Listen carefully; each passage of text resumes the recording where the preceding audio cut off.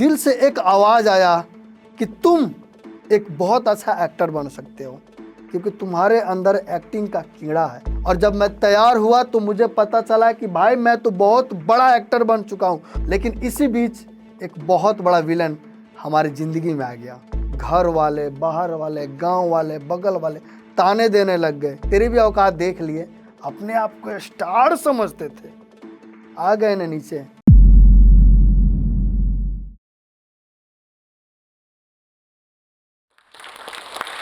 वक्त के कारवां से आगे हूँ, बेरहम आसमां से आगे हूँ। वक्त के कारवां से आगे हूँ, बेरहम आसमां से आगे हूँ कहाँ ये तो खुदा जाने, लेकिन कल था जहाँ आज वहाँ से आगे हूँ। नमस्कार, मेरा नाम सुनील कविराज है। मैं एक छोटे से गांव रक्सौल का रहने वाला हूं, जो रक्सौल बॉर्डर पे पड़ता है नेपाल। और आज मैं आपको अपनी कहानी सुनाने वाला हूं, जिसे सुनने के बाद आप कहीं ना कहीं रोएंगे भी, हंसेंगे भी, और लगेगा कि इसके जैसा कोई बेवकूफ़ इंसान आपने नहीं देखा।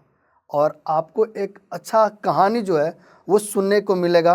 कहीं ना कहीं आपको लगेगा कि आप फिल्म देख रहे हैं, क्योंकि मेरी कहानी जो है संघर्ष बनी एक फिल्म जैसा है। तो चलिए हम कहानी अपना बताते हैं। मेरा जन्म एक छोटे से गांव में हुआ है, जिसका नाम चैनपुर है, जो रक्सौल नेपाल बॉर्डर के पास पड़ता है। और वहाँ से मेरे जीवन की शुरुआत शुरू हुई। प्रारंभिक परीक्षा जो है, पढ़ाई जो है, जीवन की संघर्ष की कहानी जो है वो वहाँ से शुरू हुई। मैंने मैट्रिक और इंटर की पढ़ाई, साथ ही साथ ग्रेजुएशन की तैयारी गांव से ही किया हुआ। लेकिन उसके बाद मुझे लगा, और मेरे घर के लोगों का कहना था कि आप जनरल कंपटीशन की तैयारी करो, क्योंकि अक्सर देखा जाता है कि ज़्यादातर लोग जो है गवर्नमेंट जॉब की तरफ ज़्यादा जाते हैं। उनको लगता है कि सरकारी नौकरी जीवन के लिए बहुत ज़्यादा ज़रूरी है। तो ये देखा देखी मैं भी जनरल कंपटीशन की तैयारी करने लगा, और मैंने टीटी का जो परीक्षा होता है, रेलवे बोर्ड का परीक्षा, वो पास भी कर लिया और ज्वाइनिंग भी आ चुका था। लेकिन मैंने ज्वाइनिंग नहीं किया। कहीं ना कहीं मेरी ज़िंदगी, मेरा जीवन और मेरा लक्ष्य कोई और था। मुझे कहीं और जाना था, मुझे कुछ बड़ा करना था, बहुत बड़ा करना था। और उस लक्ष्य को पाने के लिए मैंने जो रेलवे का टीटी की जो हमारा ज्वाइनिंग आया था, उसे मैंने लात मार दिया, उसे ज्वाइनिंग नहीं किया। फिर मैंने खुद से सवाल पूछा कि मुझे जीवन में क्या करना है, क्या बनना है, वो लक्ष्य कौन सा है। तो मेरे दिल ने और मेरे मन ने एक बात कही, यूँ कहिए कि दिल से एक आवाज़ आया कि तुम एक बहुत अच्छा एक्टर बन सकते हो, क्योंकि तुम्हारे अंदर एक्टिंग का कीड़ा है। और वो एक्टिंग का कीड़ा कहीं ना कहीं वो मेरे अंदर था। मैंने फील किया और मैंने सोचा कि मुझे बहुत बड़ा एक्टर बनना चाहिए, मुझे फिल्मों में काम करना चाहिए। और मैं घर से निकला।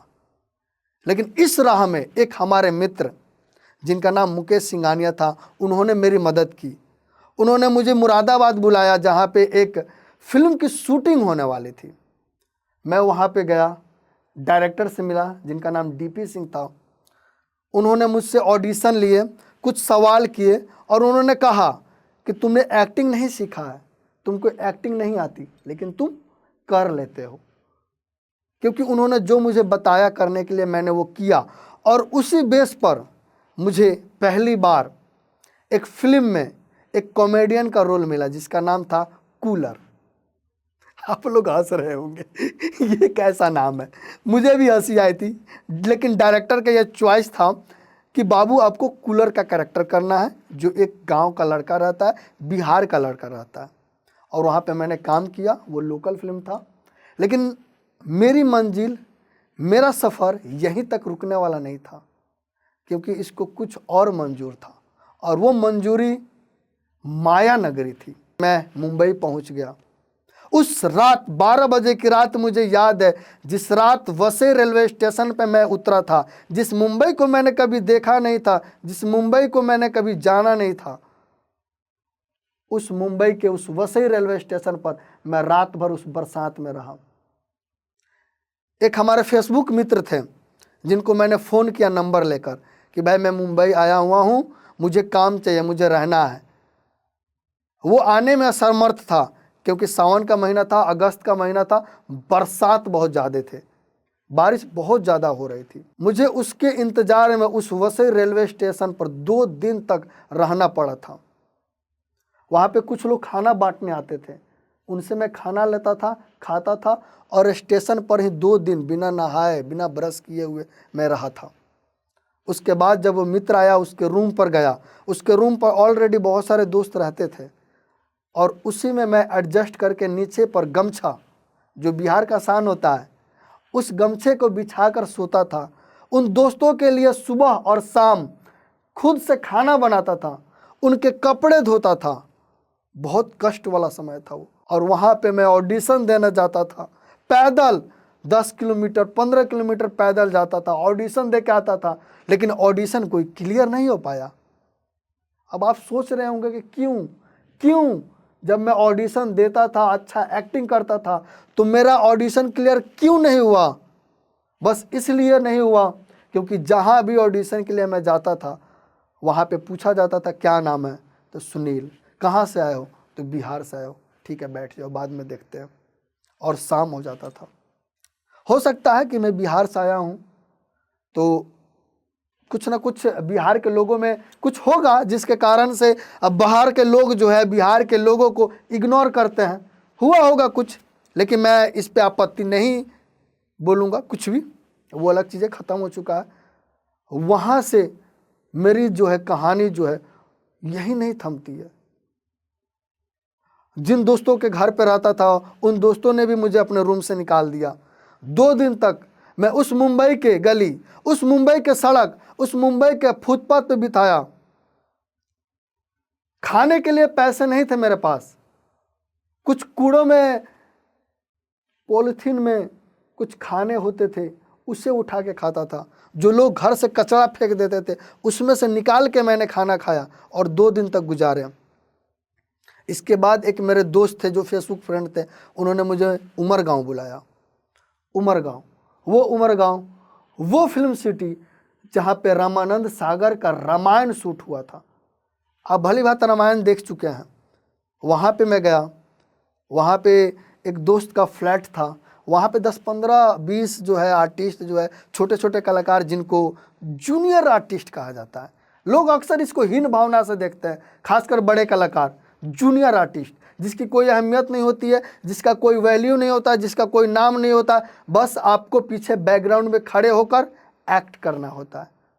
उस रोल को मैंने कुछ दिन किया। बहुत बड़े बड़े जो डायरेक्टर थे, असिस्टेंट डायरेक्टर थे, प्रोड्यूसर थे, उन सब से मैं बोलता था कि सर मुझे एक चांस दीजिए, मेरा एक्टिंग देखिए, लेकिन किसी ने नहीं सुना। उसी बीच मुजफ्फरपुर के चंदन जी थे, उन्होंने कहीं ना कहीं मेरे अंदर टैलेंट को पहचाना। और जिस दिन मेरी तबीयत खराब थी, जिस वक्त मैं घर पे सोया हुआ था, रूम पर सोया हुआ था, उस वक्त उनका फ़ोन आया कि सुनील बाबू एक रोल है, तुम आ जाओ। मैं तुरंत उठा और रेडी होकर मैं वहाँ से निकल गया और सेट पर पहुँचा। सेट पर पता चला कि मैंने हाफ पैंट और टी शर्ट में आ गया हूँ, विदाउट स्लीपर, विदाउट जूता पहने हुए। ना पैर में जूता थे, ना चप्पल था। और वहाँ पे मुझे रेडी किया गया, वो भी वैनिटी वैन में। जिस वैनिटी वैन को मैंने सिर्फ बाहर से देखा था, जिस वैनिटी वैन में बड़े बड़े कलाकारों को जाते हुए देखा था, उस वैनिटी वैन में मुझे रेडी किया गया, मुझे तैयार किया गया। और जब मैं तैयार हुआ तो मुझे पता चला कि भाई मैं तो बहुत बड़ा एक्टर बन चुका हूँ, मुझे बहुत बड़ा रोल मिला है, जिंदगी का वो पहला बड़ा रोल जिसका नाम था परशुराम। और मैं परशुराम के रोल में तैयार हुआ था और सेट पे पहुंचा। वहाँ डायरेक्टर ने मुझे स्क्रिप्ट दे दिया। मुझे ये भी नहीं पता था कि मुझे स्क्रिप्ट मिलेगा। मुझे डायलॉग बोलने हैं, बहुत बढ़िया एक्ट भी करना है, लेकिन मैं इसके लिए तैयार था क्योंकि मुझे खुद पे भरोसा था। आई कैन डू इट, मैं कर सकता हूँ, मैं कर सकता हूँ। और मैंने किया। इस तरह से मेरा सपना पूरा हो गया, मेरी मंजिल मिल गई, मैंने बहुत अच्छा काम कर लिया। और इतना ही नहीं, इसके अलावा राधा कृष्ण, चंद्रगुप्त मौर्य, झांसी की रानी, पोरस, देवी आदि पराशक्ति जैसे लगभग दर्जन टीवी सीरियल में लगातार काम करता चला गया। लगातार बड़े बड़े शो में मुझे बुलाया गया और लगभग उस समय जब मैं बॉलीवुड में काम कर रहा था लगभग 100 से ज़्यादा मुझे अवार्ड भी मिल चुके थे। लेकिन इसी बीच एक बहुत बड़ा विलन हमारी ज़िंदगी में आ गया जिसका नाम था कोरोना। और उस कोरोना ने सिर्फ मेरा ही नहीं सबके ज़िंदगी पर लॉकडाउन लगा दिया और मुझे घर वापस आना पड़ा, क्योंकि लॉकडाउन के बाद कोई काम नहीं मिल रहा था, कहीं कुछ नहीं था, चारों तरफ बंद ही बंद, बंद ही बंद। मुझे लगभग 1 साल तक घर पे रहना पड़ा, कोई काम नहीं, कुछ नहीं। घर वाले, बाहर वाले, गांव वाले, बगल वाले ताने देने लग गए। इतना ही नहीं, मैंने माँ से किसी को बात करते हुए सुना, मेरे पड़ोसी, मेरे खुद के रिश्तेदार, मुझे खुद जानने वाले, मुझे पहचानने वाले मेरी माँ को ये कहते हुए मैंने सुना कि इसको खाना पीना इसका बंद कर दीजिए, इसको घर से लात मार के निकाल दीजिए, ये कुछ काम नहीं कर रहा है, ये पूरा बेकार हो गया है, इसको घर से निकाल दो, ये कोई काम का नहीं है। और उस दिन मैं टूट गया था कि जिस लड़के ने बॉलीवुड में इतना अच्छा काम किया, जिस लड़के ने नाम कमाया, जिस लड़के ने रुतबा कमाया, जिसको बहुत सारे अवार्ड मिले, उसको घर से लात मार के निकालने की बात कही जा रही है। उस वक्त मुझे बस ये फील आ रहा था, मैं ये सोच रहा था रात को सोते वक्त कि जो पंखा लटका हुआ है मेरे सर के ऊपर, उसमें अपनी माँ की साड़ी बांध कर मैं लटक जाऊं। लेकिन मेरे अंदर वो हिम्मत नहीं, मेरे अंदर वो हिम्मत नहीं था कि मैं वो कर पाऊं, क्योंकि मुझे अपने लक्ष्य जो है वो पाना था, मुझे कुछ करके दिखाना था। मैं मरा नहीं, मैं डरा नहीं। मैंने सोचा भले मेरी जिंदगी की एक कहानी खत्म हो गई है, लेकिन मैं फिर अपनी जिंदगी की वो दूसरी कहानी लिखूंगा जो मेरे नसीब में भगवान ने लिख रखा है। खैर, एक कहानी खत्म हो चुकी थी मेरी जिंदगी की।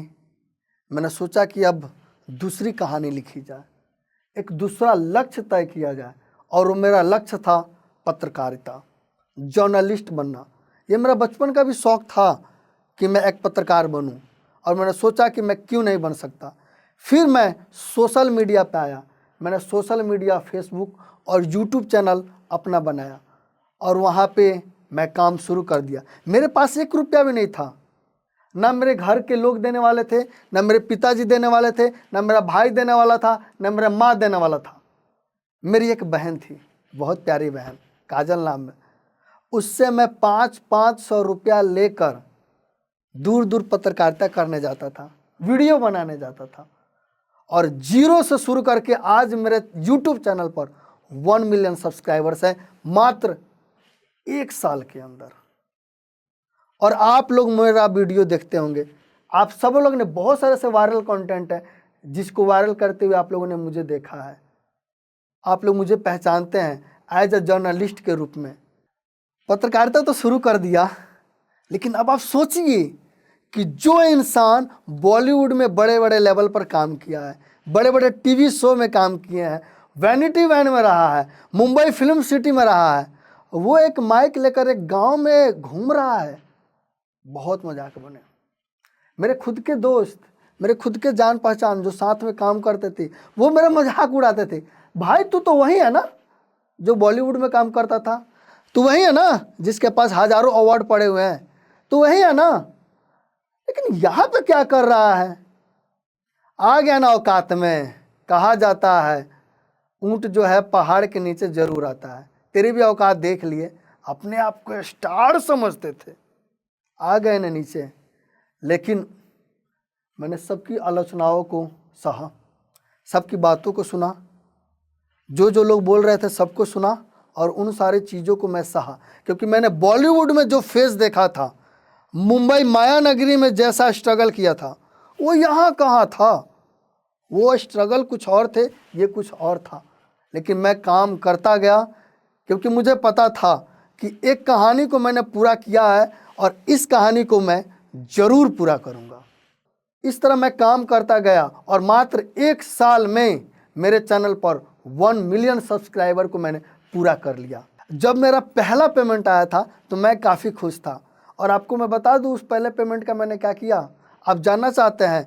जिस बहन ने मुझे 500 रुपया देकर मुझे सपोर्ट किया था, उसकी जो बेटी हुई थी उसकी डिलीवरी में मैंने 10,000 रुपया अपने बैंक से निकाल के दिए। अपने बहनोई को बोला कि आपको पैसा नहीं देना है, मैं दूंगा, क्योंकि जिस बहन ने मेरे मुसीबत में, मेरे संघर्ष के समय में जिसने मुझे सहयोग किया था, उसकी डिलीवरी के लिए मैंने वो 10,000 रुपया खुशी खुशी दे दिया। और वो मेरी प्यारी भांजी मेरे जिगर की टुकड़ी बन गई। वो मेरी प्यारी भांजी जिगर का टुकड़ा बन गई है और उनसे बहुत प्यार करता हूँ, क्योंकि मुझे पता है कि जिसने मुझे सहयोग किया है वो मेरे दिल के करीब है। तो दोस्तों, ये मेरी कहानी थी। इस कहानी में आपने मेरे ज़िंदगी के संघर्ष भरी वो पल थे उसे सुना, जिसमें मैं एक छोटे से गांव से बहुत बड़े माया नगरी मुंबई शहर में जाता हूँ, वहाँ स्ट्रगल करता हूँ, एक एक्टर बनता हूँ, काम करता हूँ और फिर से लॉकडाउन के बाद घर पे आता हूँ, कुछ काम धाम नहीं, और अब पत्रकार बन के आप लोगों के सामने खड़ा हूँ। और आज इस जोश टॉक बिहार के मंच पर अपनी कहानी आप लोगों के सामने में रख रहा हूँ, जिसमें बहुत सारे संघर्ष जो है वो देखने को मिला। लेकिन इस मंच से आप लोगों को यही कहना चाहेंगे कि आप कभी हारना मत। आपको जो करना है वो आप ज़रूर कीजिए, और आप अपने लक्ष्य को निर्धारित करने के बाद उस लक्ष्य को पाने के लिए जो करना पड़े आप वो कीजिए, क्योंकि आपके साथ आपके अलावा कोई खड़ा नहीं है। सिर्फ आप खुद को आगे बढ़ा सकते हैं, अदरवाइज आपके लिए कोई खड़ा नहीं है। ये दुनिया मतलबी है और आपको अपना नसीब, अपना लक्ष्य, अपना जीवन खुद लिखना है।